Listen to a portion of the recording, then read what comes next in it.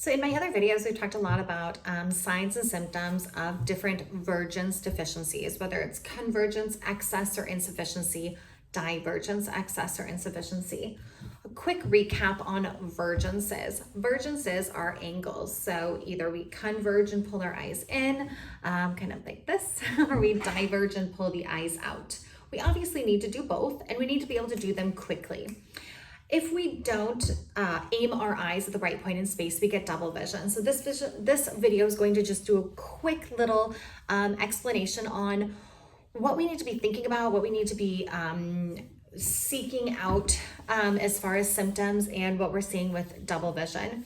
So a lot of my patients have probably seen me write on Post-its. Now I've made a little bit of a flyer or a sheet to help them not have to deal with my bad scribbles. So when it comes to double vision, the biggest thing that I want patients to know is that there is a variation in double vision. Double vision doesn't always mean you see two objects. In fact, that actually happens very rarely because your brain is smart enough to know when there should or shouldn't be one door or two doors, one person or twins of everybody.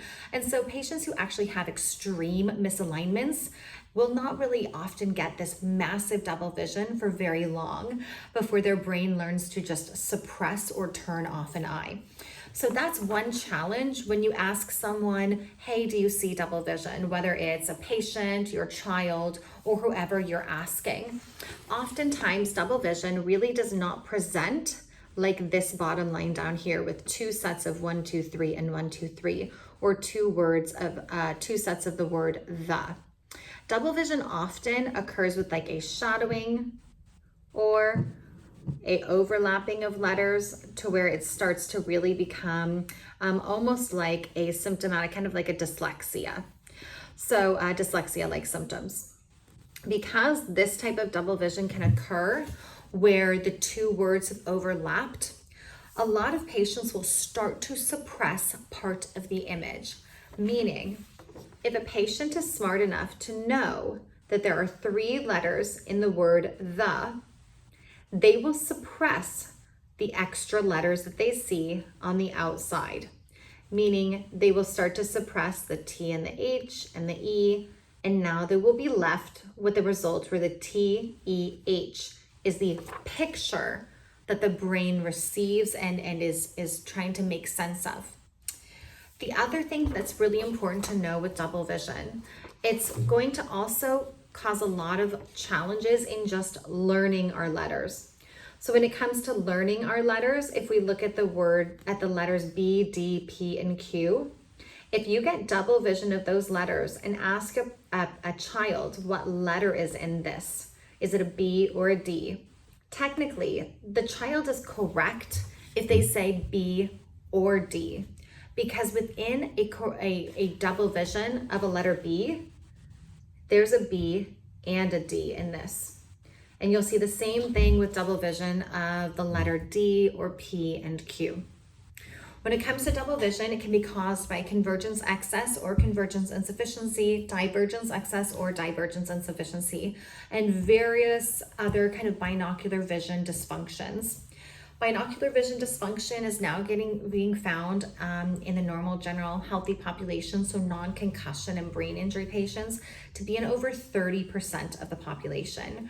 A study done by ophthalmologists in Europe just found that over 50% of college students in that group had a visual processing or binocular vision dysfunction. And in post-concussion and brain injury patients, it has been known for decades, well over 50% of those patients suffer.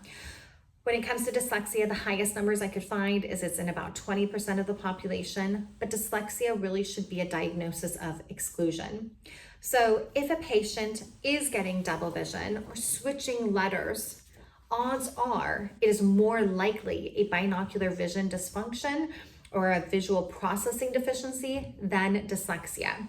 Honestly, that's really good news because these are skills we weren't born with. So these are skills that we can learn. It's like riding a bike. If you had a 20-year-old who had never ridden a bike in their life and you gave them a bike, you wouldn't think that something's wrong with them that can't be fixed. They just haven't learned a lesson. Learning how to aim your eyes correctly is honestly not that hard for kids and teens, even adults.